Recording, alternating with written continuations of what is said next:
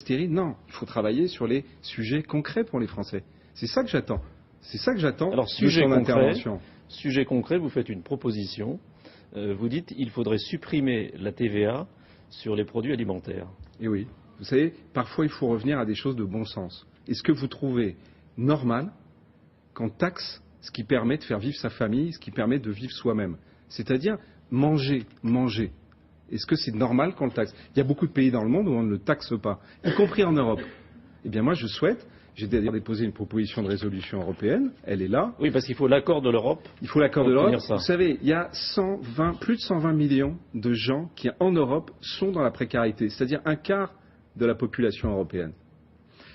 Ça n'est pas moi qui le dis, c'est le président du Secours populaire. Il dit la faim dans le monde, elle est chez nous. La faim dans le monde, elle est chez nous. C'est une mesure qui coûte cher. 7,5 milliards. Vous la financez comment? Et de manière très simple.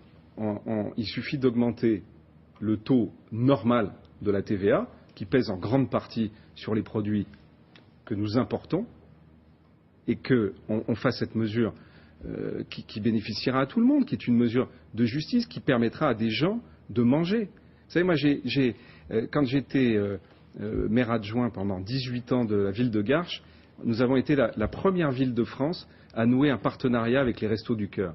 C'est un sujet, on est à l'approche de l'hiver.